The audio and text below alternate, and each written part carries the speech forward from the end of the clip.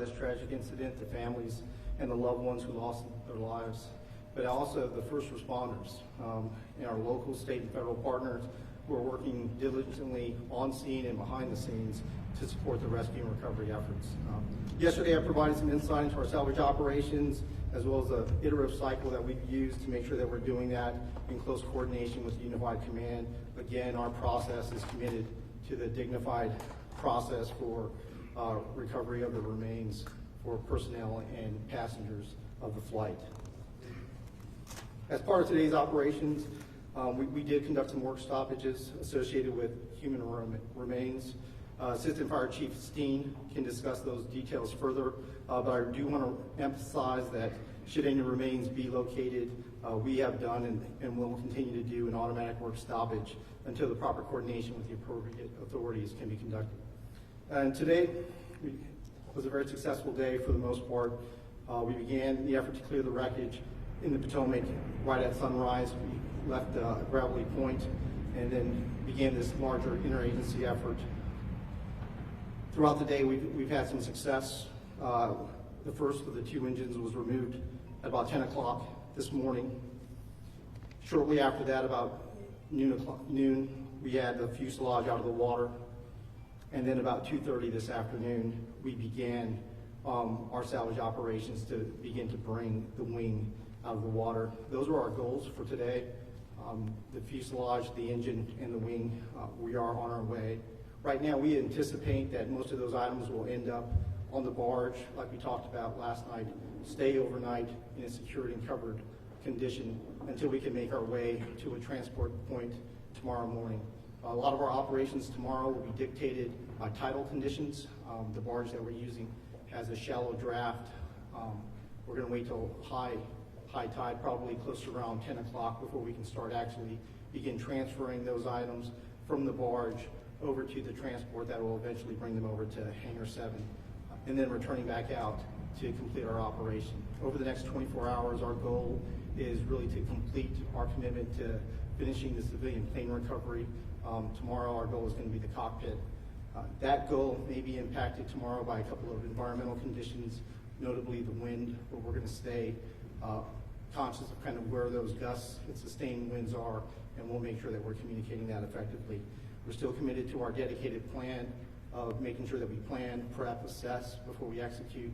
We're really thankful for all the cooperation we've had so far from the Unified Command.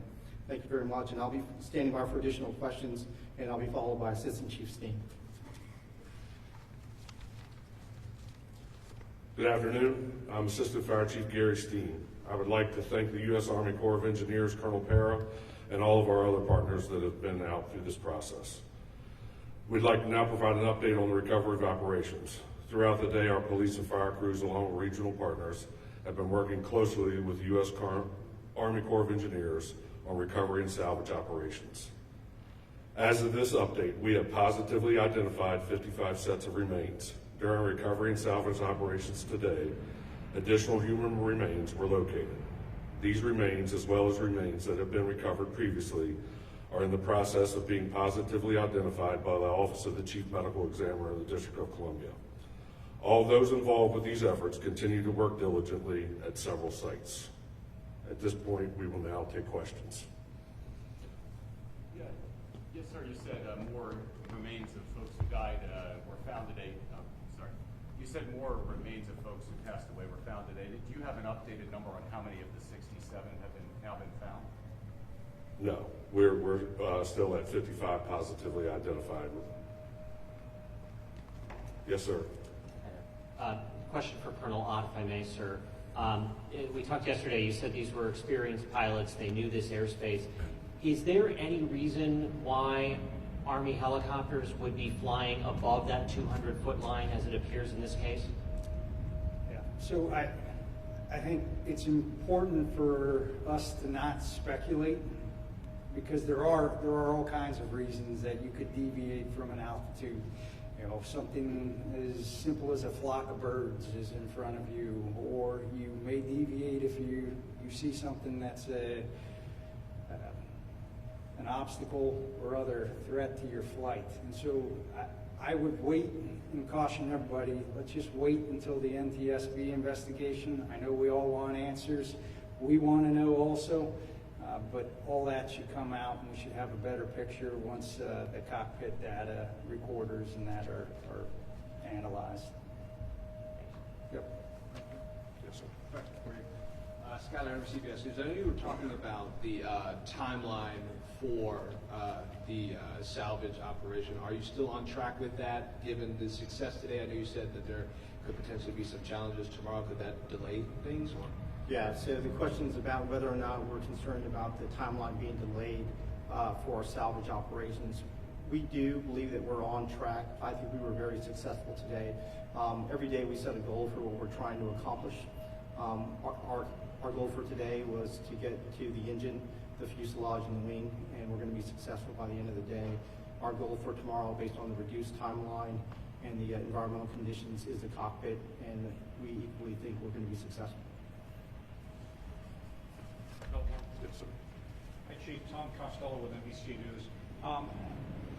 Could you talk about the emotional toll that this must take on these divers who are in the water and trying to recover the remains of these victims, and do it, as you've said over and over again, in a dignified manner, but presumably you're dealing with children and parents and families. I'm just wondering what this does to the divers who are in the water.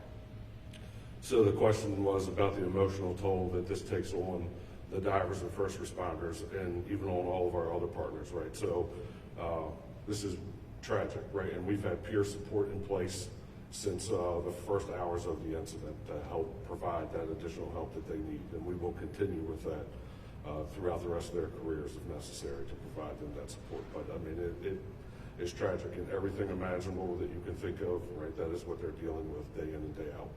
And we're going to continue to provide support to them. Yes, sir. Can you describe how you came up with this plan to strategically take out each of those elements that you just described? Yeah, so the process that we do, and this is typical for most salvage operations, is to ensure that you understand the environment. So there is a series of iterative events that kind of inform the dive and salvage process.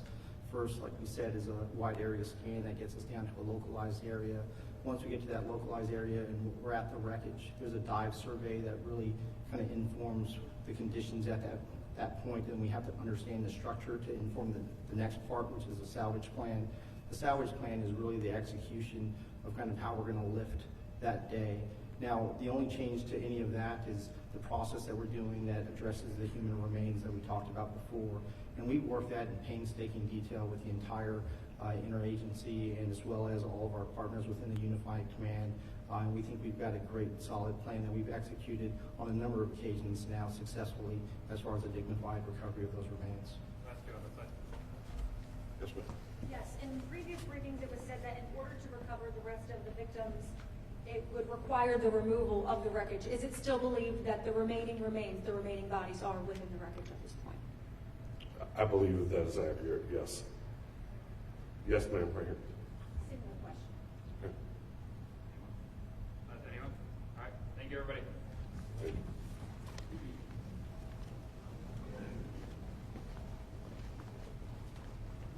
Thank you. Okay, enjoy your evening. Thank you, Paris. Any other clarifying?